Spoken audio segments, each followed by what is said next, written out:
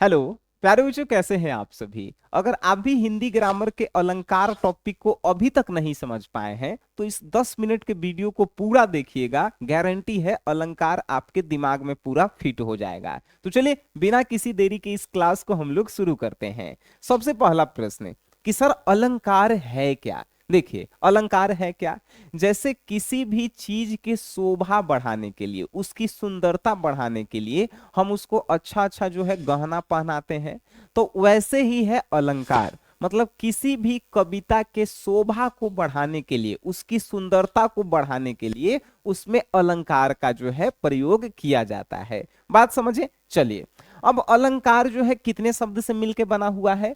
अलम जोर कार। अब अलम जोर कार, अलम का मतलब क्या है। अलम का मतलब है आभूषण, गहना। ठीक है। जैसे लड़की लोग जो है शादी विवाह में या कोई फंक्शन में अपने आप को सुंदर दिखाने के लिए क्या पहनती है, गहना पहनती है, कान में के, नाक में के, गर्दन में के। तो वो जो है आभूषण है, किसको, अपने आप को सुंदर दिखाने के लिए। वैसे ही प्यारे बच्चों काव्य की शोभा बढ़ाने वाले तत्व को ही अलंकार कहते हैं। परिभाषा आपसे पूछा, काव्य मतलब कविता, कविता की शोभा, सुंदरता को बढ़ाने के लिए जिस तत्व का हम लोग उपयोग करते हैं उसे ही अलंकार कहा जाता है। बात समझ में आई। चलिए अब ये अलंकार के कितने भेद होते हैं। अलंकार के अगर पूछे कि कितने भेद हैं तो 3 हैं, शब्दालंकार, अर्थालंकार, उभयालंकार। लेकिन पूछे बताइए मुख्यतः कितने भेद हैं, मुख्यतः 2 ही भेद हैं, शब्दालंकार, अर्थालंकार। मुख्यता और भेद में जो है अंतर होता है। जैसे पूछा गया आपसे कि आप अपनी मम्मी पापा के कितने भाई बहन हैं, तो जितने आप अपने मम्मी पापा के हैं।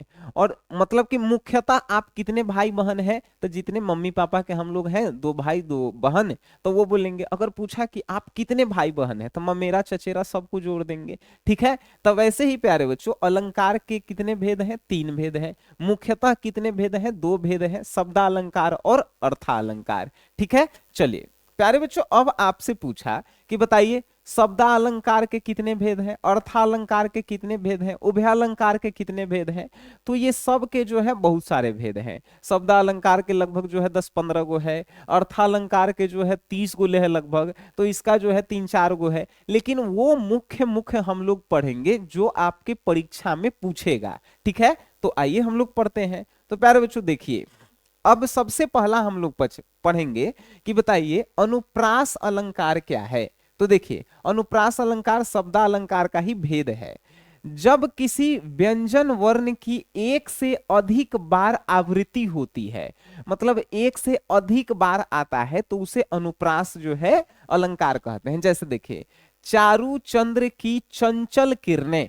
अब व्यंजन वर्ण मतलब कि क ख ग घ में से या क से लेके ज्ञ तक में से देखिए तो च जो है बार बार आ रहा है, च बार बार आया है, तो अनुप्रास अलंकार है कि नहीं। इसमें भी देखिए मधुर मधुर मुस्कान मनोहर मनुज वेश का उजियारा, इसमें म जो है देखिए तो म जो है बार बार आया है, मतलब बार बार एक ही व्यंजन वर्ण जो है बार बार अगर रिपीट हो रहा है तो उसमें कौन सा अलंकार, तो उसी में जो है अनुप्रास अलंकार। जैसे हम लोग जो है एक कविता पढ़ रहे थे जिसका नाम था सूरदास के पद, उसमें जो है कहा गया कि कछु का खात, कछु खात कछु धरनी गिरावत, कछु खात कछु धरनी गिरावत। ठीक है। कछु खात कछु धरनी गिरावत।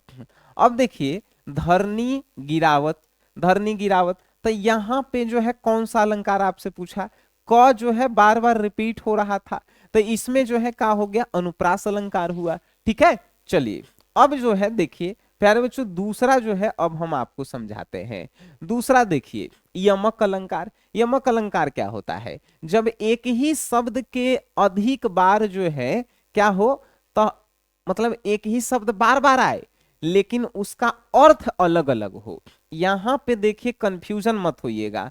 अनुप्रास में जो है क्या था, अनुप्रास में था कि वर्ण आना चाहिए, जैसे च बार बार आ रहा था। लेकिन इसमें क्या है कि शब्द जो है एक ही शब्द 2 बार आए, 3 बार आए, लेकिन हर एक बार उसका अर्थ अलग अलग होके। जैसे एग्जांपल से समझिए काली घटा का घमंड घटा, यहां पे घटा का मतलब जो है क्या हो गया प्यारे बच्चों, बादल हो गया, और यहाँ पे घटा का मतलब जो है कम हो गया। ठीक है, तो शब्द सेम ही है, सेम है, दो बार आया है, लेकिन दोनों बार अर्थ इसका बदल गया है। काली घटा का घमंड घटा, तो यहाँ पे जो है कौन सा अलंकार होगा, यमक अलंकार होगा। जैसे देखिए, कनक कनक ते 100 गुनी मादकता अधिकाय।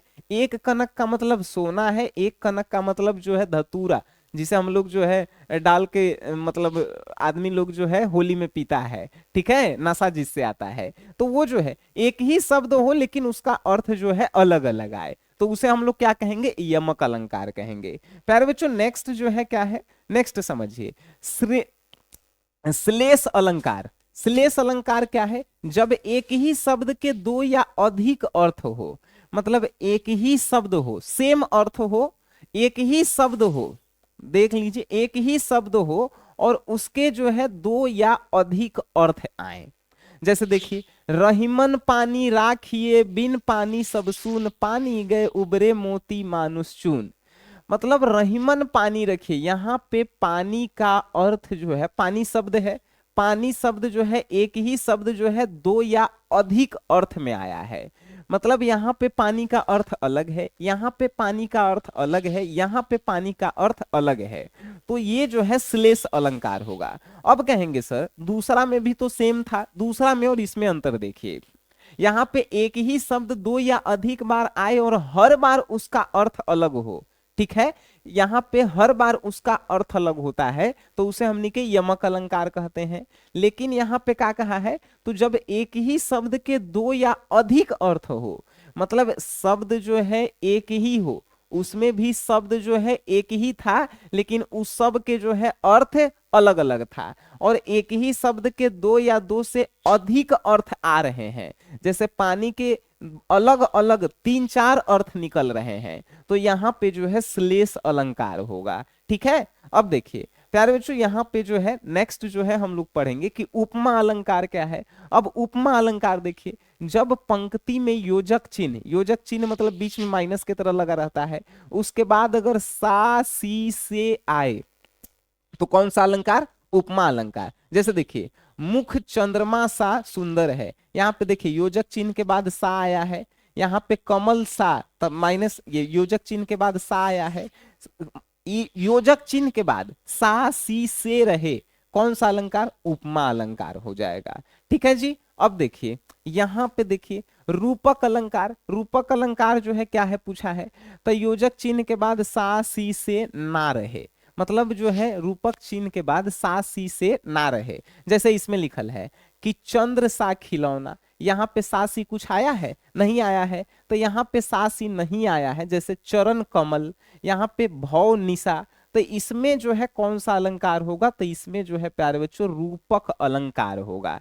ठीक है, जैसे आपसे पूछा सूर श्याम में जो है कौन सा अलंकार है, सूर श्याम में कौन सा अलंकार है, आप क्या बताएंगे, सर रूपक अलंकार है।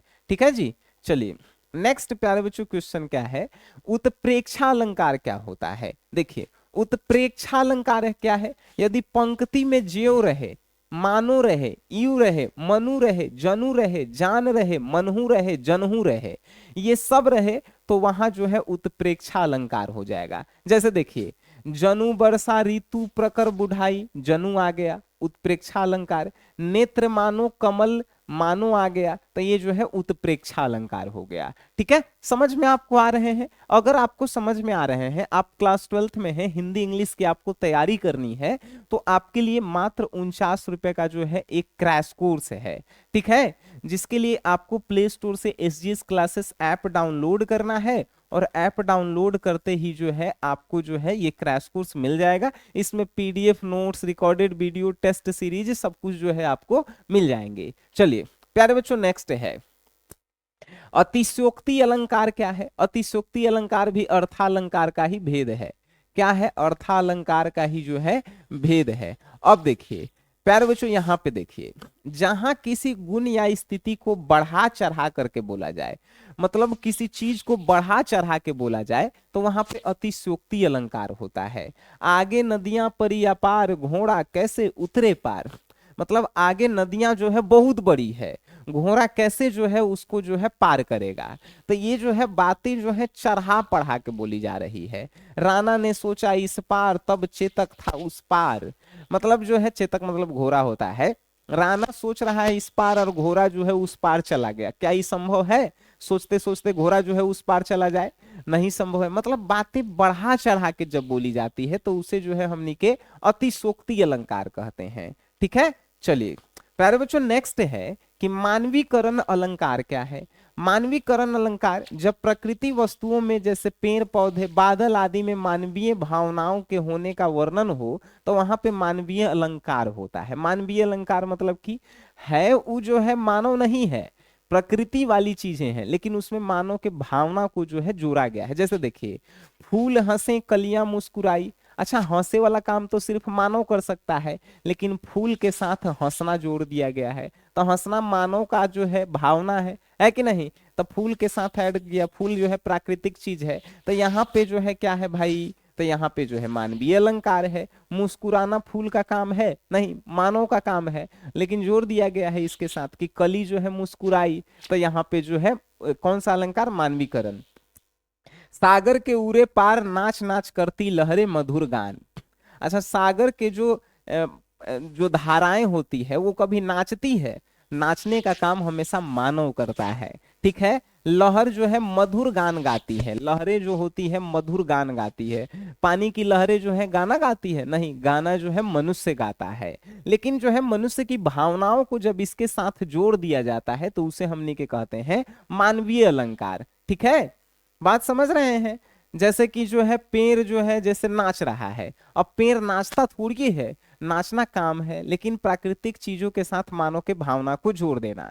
तो प्यारे बच्चों ये जो है अलंकार को जो है आपने पढ़ा। अब बताइए कि कौन से अलंकार में जो है अभी आपको डाउट रह गया। अगर डाउट रहा है तो क्लास को फिर से देखिए और आप एग्जाम्पल जरूर बनाइए। ठीक है, एग्जाम्पल कैसे बनाएंगे? तो देखिए 3-4 साल के जो है प्रीवियस ईयर क्वेश्चन में कि कौन कौन से अलंकार से रिलेटेड क्वेश्चन पूछा है, उसको बना करके देखिए कि बन रहा है कि नहीं बन रहा है। ठीक है जी, मिलते हैं नेक्स्ट क्लास में। तब तक के लिए टाटा बाय बाय, धन्यवाद।